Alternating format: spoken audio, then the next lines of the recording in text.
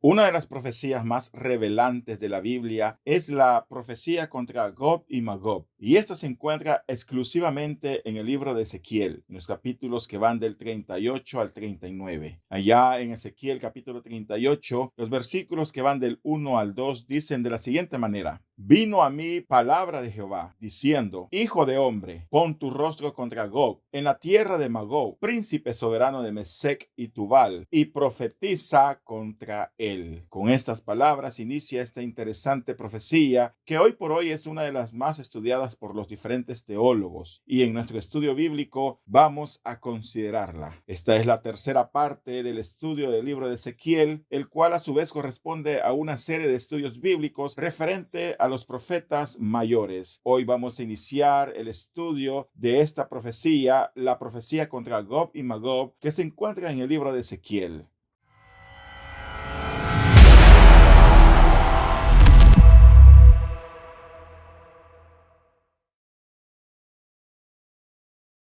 La profecía comienza en el capítulo 38 de Ezequiel, diciendo que es una profecía en contra de Gog, en la tierra de Magog, el príncipe soberano de Mesec y Tubal. Pero, ¿quién es Gog? ¿A quién se refiere esta profecía? Magog es nombrada con Mesec y Tubal, pueblos que probablemente están ubicados en la parte de Europa y el norte de Asia, mientras que Gog es una persona que es soberana de estas tierras o pueblos. Pero más que hacer referencia a una persona o territorio en específico, Ezequiel usa Gog y Magog para hacer referencia a un vasto ejército que invade a Israel desde el norte al fin de los tiempos. Ahora, allá en Génesis capítulo 10, versículo 2, aparece por primera vez los nombres de Magog, Mesec y Tubal. Dice, allá en Génesis capítulo 10, versículo 2, los hijos de Jafet, Gomer, Magog, Madai, Javán, Tubal, Mesec y Tiras. Si nos fijamos, Magog, Mesec y Tubal fueron nietos de Noé, hijos de Jafet, los cuales se cree que llegaron a poblar parte de Europa y del norte de Asia, tal y como ya lo mencionamos anteriormente. Sin embargo, si seguimos leyendo el texto hasta el versículo 6, nos daremos cuenta que estos pueblos invadirán Israel y los acompañarán otras naciones. Volvamos a leer Ezequiel capítulo 38 desde el versículo 1 una vez más, pero ahora hasta el versículo 6, todo para comprender mejor esta porción bíblica, y vamos a observar que en rojo aparecen las letras de las naciones que queremos identificar en esta porción bíblica. Así que leemos Ezequiel capítulo 38, versículos que van del 1 al 6, que dicen de la siguiente manera: Vino a mí palabra de Jehová diciendo: Hijo de hombre, pon tu rostro contra Gog y la tierra de Magog, príncipe soberano de Mesec y Tubal, y profetiza contra él, y di: Así ha dicho Jehová el Señor: He aquí yo estoy contra ti, oh Magog, príncipe soberano de Mesec y Tubal, y te quebrantaré, y pondré garfios en tus quijadas, y te sacaré a ti y a todo tu ejército, caballos y jinetes, de todo en todo equipados, gran multitud con paveses y escudos, teniendo todos ellos espadas. Persia, Cus y Fut con ellos, todos ellos con escudo y yelmo, Gomer y todas sus tropas, la casa de Togarma, de los confines del norte, y todas sus tropas, muchos pueblos contigo, Seba y Diván, y los mercaderes de Tarsis. De esta forma, el profeta Ezequiel nos presenta todas las naciones que estarán involucradas en la invasión a Israel, naciones o pueblos que vienen desde el norte. Si contamos, vemos la participación de muchas naciones, las cuales marcharán en contra de Israel. Tenemos a Magog, Mesec, Tubal, Persia, Cus, Fut, Gomer, Togarma, Seba, Deván, así como Tarsis. Todas estas avanzan en contra de Israel. Estos saldrán de sus tierras provocados por Dios, ya que el Señor afirma que pondrá garfios en sus quijadas para sacarlos de sus pueblos o de sus tierras e impulsarlos a que se atrevan a invadir Israel con un ejército enorme, con caballos y jinetes, todos ellos equipados para la guerra con espadas y escudos, una enorme multitud de tropas militares que pretenderán invadir la Tierra Santa. Ahora bien, ¿qué naciones son estas? ¿Es posible identificarlas hoy en día? Bueno, si revisamos nos daremos cuenta que todas las naciones que Ezequiel 38 menciona, a excepción de Persia, aparecen en lo que algunos han llamado la tabla de naciones de Génesis capítulo 10. Génesis 10 nos habla de los descendientes de Noé, de los descendientes de sus tres hijos, que fueron Jafet, Cam y Sem, los cuales llegaron a fundar las naciones del mundo después del diluvio. En la figura que observamos en la pantalla, podemos observar los descendientes de los tres hijos de Noé. En este caso, hemos marcado con un cuadro celeste los nombres de los descendientes cuyos nombres aparecen en Ezequiel capítulo 38, los cuales a su vez representan una nación en específico. Pero, ¿cómo podemos saber a qué nación se refiere? A esto podemos decir que muchos han estudiado el capítulo 10 del libro de Génesis, no solo desde la perspectiva teológica, sino también desde el punto de vista histórico, antropológico y arqueológico. En este sentido, se han considerado las investigaciones de historiadores judíos como Flavio Josefo, comentarios antiguos del Talmud en hebreo, escritores de la iglesia primitiva como Hipólito de Roma o Jerónimo, que en determinado momento hicieron aportaciones al tema, eruditos del sexto siglo como Isidro de Sevilla, así como otros estudiosos más contemporáneos, de tal forma que todas estas aportaciones aunadas tratan de encontrar una pista de a qué nación o clan dio origen dicho descendiente de Noé. En este sentido, vemos que Gomer, Magog, Tubal y Mesec fueron hijos de Jafet, mientras que Togarma y Tarsis también son descendientes de Jafet, pero a la vez son nietos de él, porque provienen de los hijos de Jafet. Así que tenemos estas naciones que descienden de Jafet. Los descendientes de Jafet se cree que llegaron a poblar los países de Europa, la península de Asia Menor y la región de más allá del Mar Negro, pudiendo extenderse incluso hasta la India y China. Luego tenemos que aparecen otros nombres aquí que son descendientes de Cam y que Ezequiel los presenta como naciones que invadirán a Israel. Tenemos a Cus, tenemos a Fut, estos son hijos de Cam, y al mismo tiempo tenemos a Seba y Devam, que son descendientes de Cus. Todos ellos son, obvio, hijos o descendientes de Cam, hijo de Noé.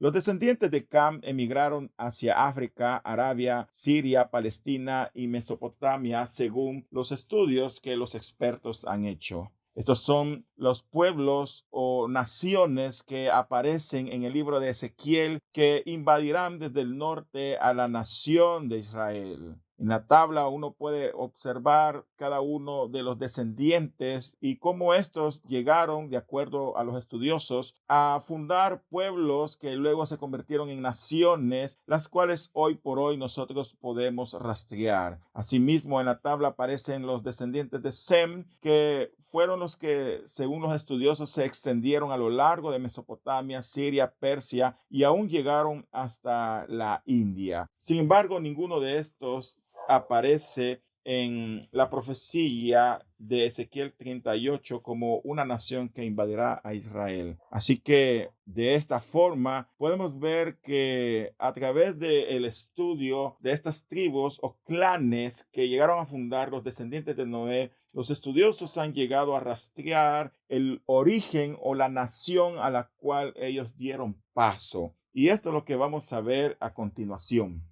Si esto es así y estudiamos las aportaciones de todos aquellos eruditos que han opinado acerca del tema, podemos identificar a qué naciones se refiere esta profecía. Así, Magog corresponde a todo el territorio que comprendía en el pasado la famosa ex Unión Soviética. Y en este caso no solo hablamos de Rusia, sino de todas aquellas naciones que en el pasado la conformaron. Naciones como Ucrania, Kazajistán, Turkmenistán, Armenia, entre otras, formaron parte en el pasado de la ex Unión Soviética y podrían ser parte de las naciones que invadirían Israel en el futuro. También se nos dice que Tubal estará involucrado en esta invasión y Tubal corresponde a una ciudad de Rusia. También tenemos a Mesec y Mesec la identifican como Moscú, la capital de Rusia. Además se nos habla de Torgama, que es identificada como Armenia. Tenemos también también a Persia, que en 1935 cambió su nombre a Irán. Hoy por hoy Persia es Irán. También tenemos a las naciones de Fut, que es identificada con Libia. Tenemos a Cus, que es identificada con Etiopía. Sabá y Devam, que son pueblos que se identificaron en la región de Etiopía, como Tarsis, que generalmente es identificada como España.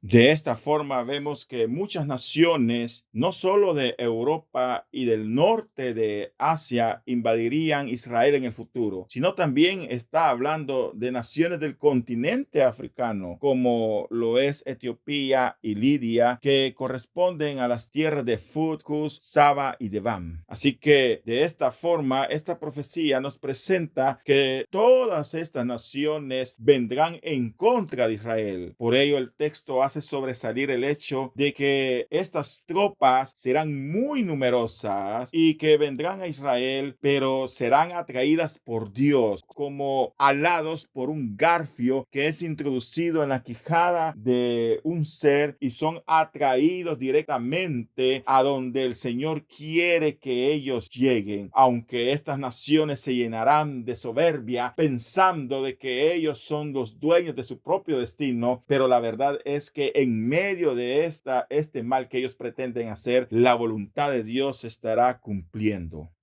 Luego, en Ezequiel capítulo 38, versículos que van del 10 al 13, encontramos la razón por la cual se dará esta guerra, y esta razón es despojar a Israel de su tierra. Allá en Ezequiel capítulo 38, los versículos que van del 10 al 13 dicen de la siguiente manera: Así ha dicho Jehová el Señor, en aquel día subirán palabras en tu corazón, y concebirás mal pensamiento, y dirás: subiré contra una tierra indefensa, iré contra gentes tranquilas que habitan confiadamente. Todas ellas habitan sin muros y no tienen cerrojos ni puertas, para arrebatar despojos y para tomar botín, para poner tus manos sobre las tierras desiertas ya pobladas y sobre el pueblo recogido de entre las naciones, que se hace de ganado y posesiones, que mora en la parte central de la tierra, Seba y Dedam, y los mercaderes de Tarsis y todos sus príncipes te dirán: ¿has venido a arrebatar despojos? ¿Has reunido tu multitud para tomar botín, para quitar plata y oro, y para tomar ganados y posesiones, para tomar grandes despojos? Con estas palabras, Dios condena la actitud soberbia que esta nación tendrá al momento de invadir Israel, ya que las palabras altivas subirán a su corazón y concebirán malos pensamientos en contra de una nación indefensa que habita confiadamente y sin mayores defensas. Ahora, esta profecía compara a Israel con una nación que habita confiadamente y sin mayores defensas, lo cual no corresponde al Israel actual, ya que hoy en día, debido a sus muchos enemigos, esta nación se encuentra bien resguardada militarmente. De hecho, pareciera que la nación estuviese gozando de un periodo de paz, según lo que leemos en estos versículos. Esto ha llevado a algunos a pensar de que esta invasión se llevará a cabo durante el periodo de paz que el anticristo traerá sobre Israel durante el periodo de la gran tribulación. Pero más adelante hablaremos de esto. Volviendo al texto, vemos que estas naciones invadirán a Israel con el objetivo de despojarla de su tierra y tomar el botín de una nación que vive sobre tierras desiertas ya pobladas y sobre un pueblo recogido de entre las naciones. Estas últimas palabras de Ezequiel describen muy bien la situación de Israel, porque es una nación que hasta el 14 de mayo de 1948 Israel es constituida como una nación independiente, y cuando llegaron a tomar su tierra, esta era solo una tierra desierta, pero gracias al trabajo fuerte de todos aquellos israelitas, convirtieron esta tierra desierta en una nación fértil y hermosa. Además de esto, Israel está poblado por un pueblo recogido de entre las naciones de la tierra. Definitivamente vemos como el texto profético de Ezequiel mira hacia el futuro y tiene un cumplimiento muy exacto en la historia. Ahora, Seba y Dedam y Tarsis hacen escarnio de la situación que Israel va a atravesar, ya que lo ven como una pequeña nación que será invadida por un numeroso ejército. Es obvio que al considerar todos los países que van a intervenir en esta invasión, Israel queda a merced de semejante fuerza militar. Pensándolo desde la perspectiva humana, los invasores llevan la ventaja militar, pero lo cierto es que no cuentan con el hecho de que Israel goza del favor y la protección de Dios. No será la primera vez que Israel se encuentre en desventaja militar. Podemos recordar la ocasión cuando Faraón nos rodeó allá en el Mar Rojo y todo parecía que estaba perdido, pero el Señor peleó en contra de Faraón y su ejército y permitió que su pueblo Israel pasase en medio de las aguas del Mar Rojo, mientras que sus enemigos al final murieron ahogados. O también podemos recordar la ocasión cuando Josué, durante la conquista de Canaán, tuvo que enfrentarse a 5 reyes amorreos, los cuales se unieron y conformaron un ejército tan numeroso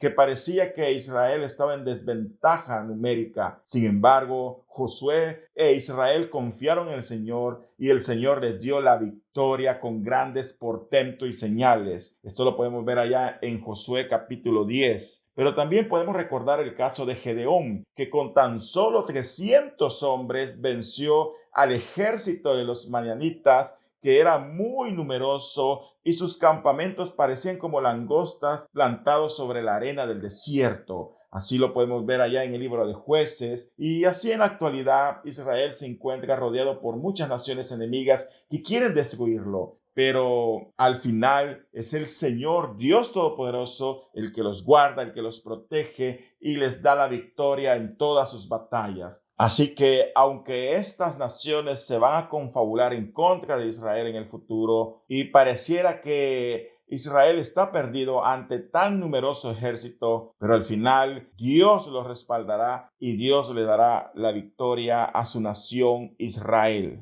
A pesar de que un ejército numeroso y muy poderoso avanza en contra de Israel con el propósito de despojarla de su tierra, Dios confirma su respaldo incondicional hacia la nación de Israel. Aunque humanamente esta guerra tiene propósitos mezquinos de parte de algunas naciones, Dios cumplirá sus propósitos para demostrar su gran poder, y así lo leemos allá en Ezequiel capítulo 38, en el versículo 16, en el versículo 18 y los versículos que van del 22 al 23. Leamos esta parte de la escritura. Dice Ezequiel capítulo 38, versículo 16: y subirás contra mi pueblo Israel como nublado para cubrir la tierra. Será al cabo de los días y te traeré sobre mi tierra para que las naciones me conozcan cuando sea santificado en ti, oh Gob, delante de sus ojos. Versículo 18 dice: en aquel tiempo, cuando venga Gob contra la tierra de Israel, dijo Jehová el Señor, subirá mi ira y mi enojo. Y los versículos que van del 22 al 23 resaltan estas palabras: y yo litigaré contra él con pestilencia y con sangre, y haré llover sobre él, sobre sus tropas y sobre los muchos pueblos que están con él, impetuosa lluvia y piedras de granizo, fuego y azufre, y seré engrandecido y santificado, y seré conocido ante los ojos de muchas naciones, y sabrán que yo soy Jehová. Aquí leemos cómo el Señor hará que estas naciones perezcan ante su intento de subir en contra de Israel, y así su nombre será exaltado como el Dios Todopoderoso. El Señor es muy explícito al mostrar cómo Él será el que peleará por Israel, que las naciones que vengan en contra de ella no estarán luchando en contra de Israel, sino que en contra de Dios, se encontrarán en contra de la voluntad de Dios. Por eso Él promete pelear pelear con pestilencia y con sangre. Dice el texto que él hará llover sobre él, sobre sus tropas y sobre los muchos pueblos que vienen con él, una impetuosa lluvia y piedra de granizo, azufre y fuego, y su ira será terrible y vendrá de forma grande y temible sobre aquellas naciones que se atrevieron a desafiar al Dios de Israel. Esto último es interesante porque muchas personas que pertenecen hoy en día a estas naciones nunca han escuchado el nombre de Jesús o conocen al Dios de la Biblia, pero en este tiempo, este texto que hemos leído afirma que estos pueblos lo conocerán por nombre y sabrán que aquel que los ha derrotado es el Dios todopoderoso, es Jehová de los ejércitos y el Señor de Israel. Ahora, en el capítulo 39, la profecía en contra de estas naciones continúa. Ezequiel capítulo 39, versículos 4 y los versículos que van del 11 al 12 dicen de la siguiente manera: sobre los montes de Israel caerás tú y todas tus tropas y los pueblos que fueron contigo, a aves de rapiña de toda especie y a las fieras del campo te he dado por comida. En aquel tiempo yo daré a Gob lugar para sepultura allí en Israel, el valle de los que pasan al oriente del mar, y obstruirá el paso de los transeúntes, pues allí enterrarán a Gob y a toda su multitud, y lo llamarán Valle de Amón-Gob, y la casa de Israel los estará enterrando por 7 meses para limpiar la tierra. Vemos lo fuerte en las palabras que el Señor dirige en contra de estas naciones. Podemos ver lo duro que será su juicio en contra de estas naciones que han actuado impíamente buscando la destrucción de Israel. Al final, todos caerán sobre los montes de Israel y serán alimento de aves de rapiña y las fieras del campo. Tan grande será la mortandad que se le llamará Valle de Amón-Gob, y tardarán 7 meses en sepultar a todos los muertos. El Valle de Amón-Gob, según Ezequiel, estará ubicado al oriente del mar. Posiblemente se refiere al área sur de Galilea que va hacia el Mar Muerto, aunque esta afirmación no está del todo confirmada. Además, el valle será llamado Valle de Amón-Gob, el cual se traduce del hebreo Hamón-Gob, que literalmente significa la multitud estrepitante de Gob, porque ciertamente eso era. Fue una enorme o será una enorme multitud estrepitante que invadirá a Israel, todos influenciados por la maldad de Gob, el príncipe soberano de Magog, de Tubal y de Mesec. Será aquí donde los cuerpos muertos de aquella gran multitud estrepitante será sepultada, porque llegaron con armas, llegaron con ejércitos poderosos y muy numerosos, pero lucharon en contra de Dios, y Dios los destruirá a todos, y Dios le dará la victoria a Israel, porque grande es el poder de Dios. Aunque Israel estará en desventaja numérica, pero no olvidemos que ya en el pasado, en el Antiguo Testamento o incluso en la historia pasada, podemos ver cómo Israel ha luchado y ha estado muchas veces en desventaja numérica, pero milagrosamente ha vencido. Y esto ha sido así porque Dios está con ella, y Dios le dará la victoria en este momento, en este punto específico de la historia. Dios les bendecirá y les respaldará y les ayudará en contra de aquellos pueblos malvados que le invadirán, y tan grande será la mortandad que por un lapso de 7 meses estarán enterrando a todos aquellos cadáveres hasta limpiar totalmente la tierra de aquella gran mortandad. De esta esta forma el Señor nos presenta esta interesante profecía, esta profecía que anuncia cómo estas naciones del norte vendrán a Israel e intentarán conquistarla, intentarán destruirla, despojarla de su tierra, desaparecer a Israel del mapa de la tierra, pero el Señor actuará a favor de ellos y les dará la victoria en todo.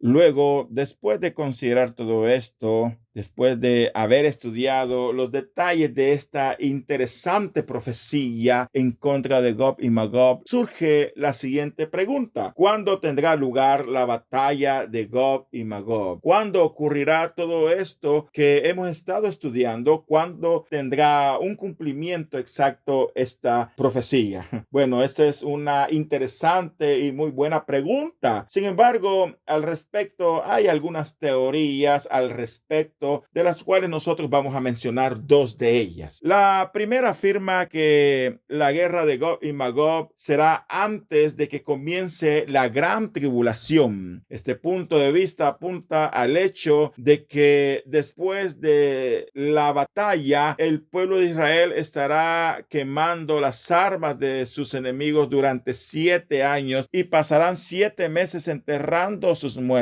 Así lo dice Ezequiel capítulo 39 en los versículos que van del 9 al 10, versículos 12 al 16 también. Lo más probable es que ese periodo de tiempo requiera que la batalla se libre antes de la gran tribulación, así que será justo en ese momento, justo antes de iniciar ese periodo de gran tribulación, que esta guerra tendrá lugar, una guerra a gran escala en contra de Israel, justo antes de la gran tribulación y posiblemente antes de que el rapto de la iglesia ocurra. Esa es la primera posición que algunos sostienen en cuanto a cuándo tendrá lugar la batalla de Gog y Magog. Sin embargo, hay una segunda opinión al respecto. La segunda teoría afirma que será durante la primera parte de la gran tribulación de 7 años. Este punto de vista se basa en el hecho de que Israel estará en paz cuando comience el ataque. Eso de acuerdo a lo que Ezequiel 38,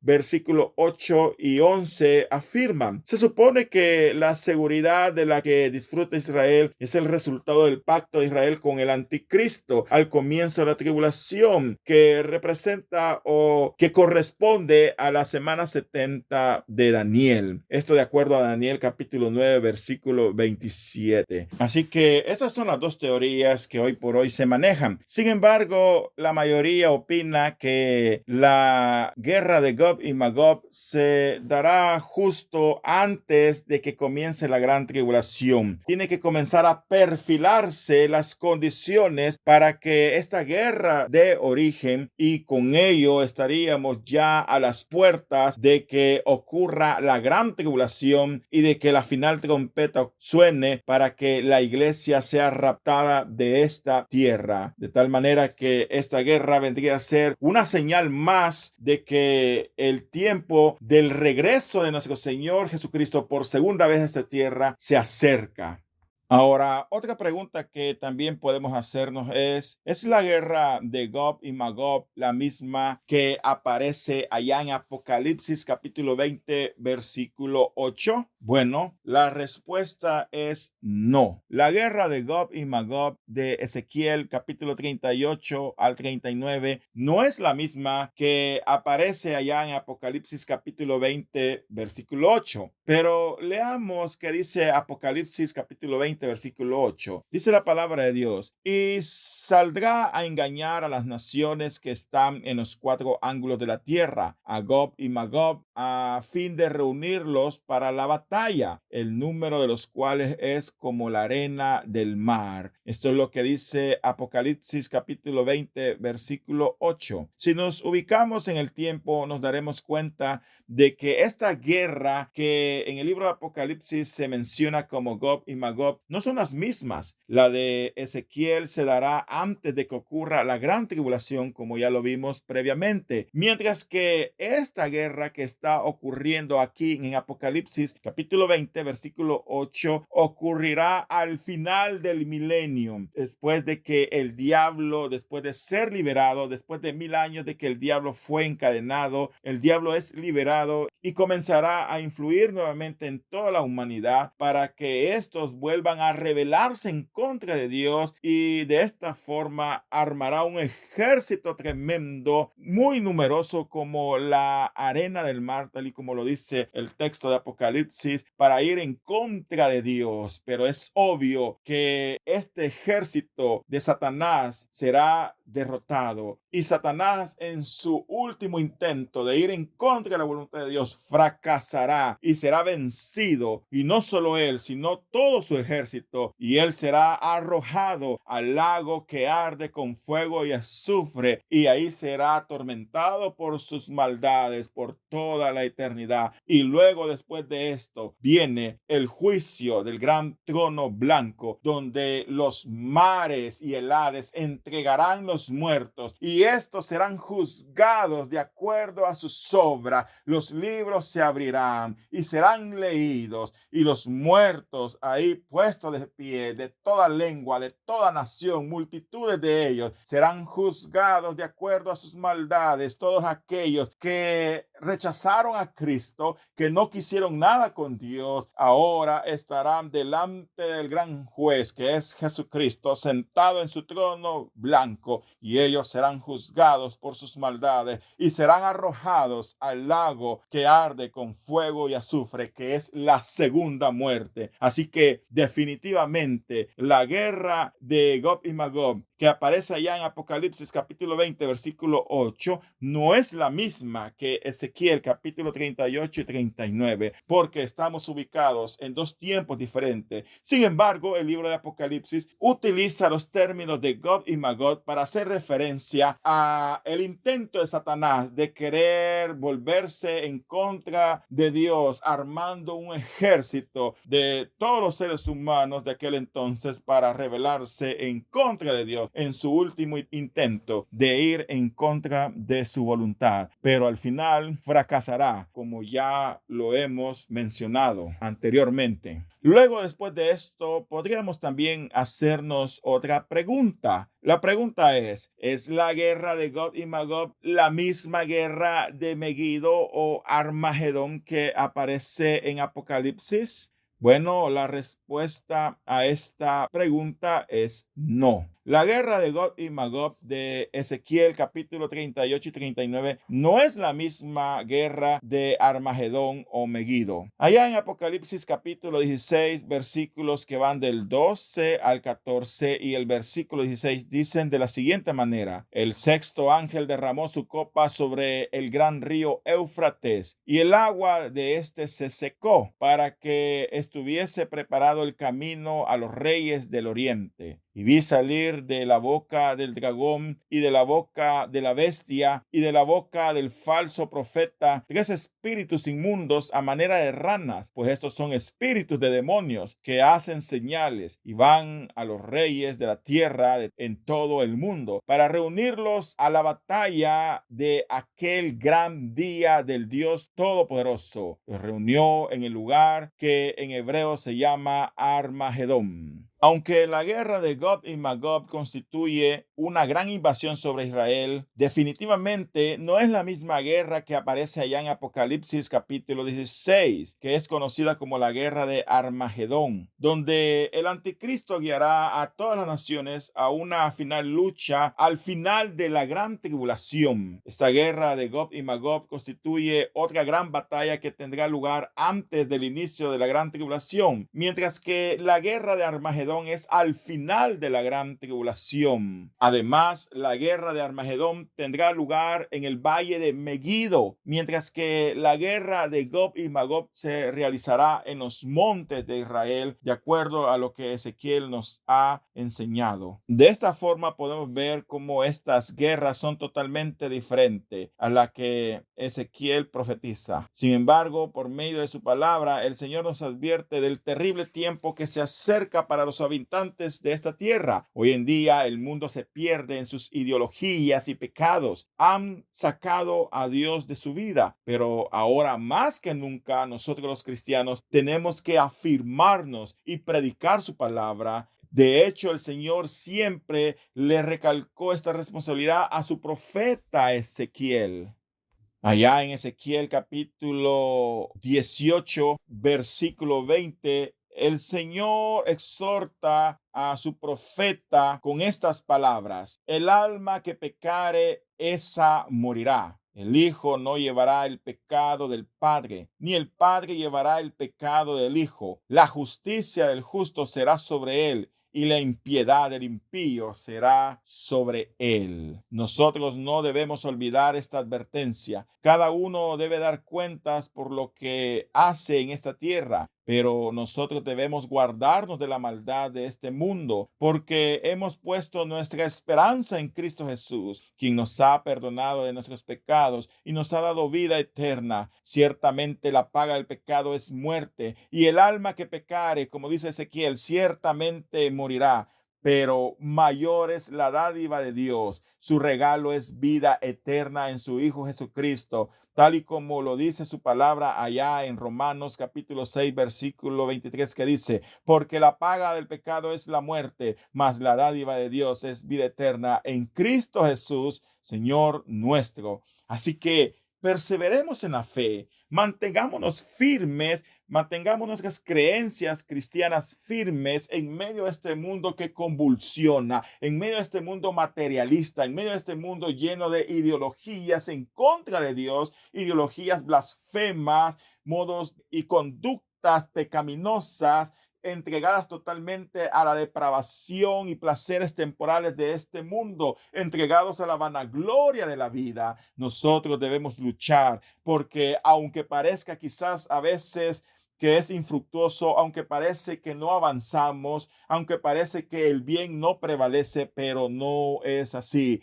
Recordemos, el Señor está en control de todas las cosas. La maldad ciertamente está creciendo, pero nosotros en medio de esta contaminación, en medio de este mundo perdido, perseveremos, caminemos con Dios, caminemos de acuerdo a su palabra, que nuestra esperanza esté puesta en su pronta venida, porque aunque el mundo convulsione, aunque el mundo se dirige cada día más a su perdición final, pero nosotros tenemos una promesa de vida eterna, una promesa que Dios nos ha dado a cada uno de nosotros, y por ello nosotros debemos perseverar, debemos esforzarnos, debemos pelear la buena batalla, debemos predicar su evangelio. No nos cansemos de servirle, no nos cansemos de estar perseverando en la piedad, porque el Señor está con nosotros. Afirmémonos de sus promesas, seamos llenos del Espíritu Santo, limpiémonos de toda contaminación y esperemos su pronto regreso. Esperemos la final trompeta, porque el Señor lo ha prometido. Nosotros tenemos promesa de vida eterna, pero este mundo que perece, este mundo que se pierde, le espera solo terribles juicios que desembocarán en todas estas guerras que hemos hablado, y finalmente en la condenación eterna, un juicio donde serán juzgados según sus obras y serán castigados por su desobediencia. Pero quiera Dios que muchos vengan al conocimiento de Cristo. Sigamos anunciando la palabra de Dios, sigamos predicando, sigamos dando testimonio de la fe, y quiera Dios que agregue a su iglesia los que han de ser salvos, para que muchas personas vengan más a la vida eterna y escapen de ese destino inexorable, de esa condenación terrible que les espera a todos los desobedientes. Nosotros perseveremos en la fe y animémonos con su palabra, porque su palabra nos edifica, su palabra nos llena de fe y su palabra nos llena de confianza en nuestro Señor Jesucristo, porque Él es nuestro fundamento, Él es nuestra esperanza única. Así que por hoy vamos a llegar al final de este estudio. Hoy consideramos solo esta porción del libro de Ezequiel. El libro de Ezequiel es maravilloso. El libro de Ezequiel tiene muchas profecías, tiene mucho contenido edificante. Vamos a procurar continuar en el siguiente estudio, en una cuarta parte. No veremos todo el libro de Ezequiel, pero vamos a considerar aquellas partes que consideramos interesantes, aunque todo el libro lo es, pero vamos a procurar hacer un resumen de otras profecías y otras partes del libro de Ezequiel que son de mucho interés y bendición para nuestra vida. Por hoy vamos a finalizar este estudio, no sin antes darle gracias al Señor por la oportunidad que nos dio de haber estudiado su palabra. Oremos. Padre amado que estás en los cielos, gracias te damos, Señor, por este estudio maravilloso del libro de Ezequiel. Hoy consideramos esta profecía, la profecía en contra de Gog y Magog, una profecía muy difícil de comprender, pero hemos tratado con ayuda de tu Espíritu Santo de entenderla a la luz de tu palabra, con la ayuda de tu Espíritu Santo, de una forma objetiva, Señor, para que la interpretación de esta profecía venga a confirmar nuestra fe, venga a afirmar nuestros pies en este mundo de pecado, Señor. Ayúdanos a perseverar, ayúdanos a esperar pacientemente en ti, a escapar de los juicios terribles que vendrán sobre esta tierra, Señor, porque nuestra esperanza está puesta en ti. Gracias, Espíritu de Dios. Gracias, Espíritu Santo, porque tú siempre nos iluminas, nos instruyes, nos ayudas, Señor. Gracias, Señor Jesucristo, por esta bendita salvación que nos has otorgado. En el nombre de Jesús oramos. Gracias, Padre Celestial. Amén y amén.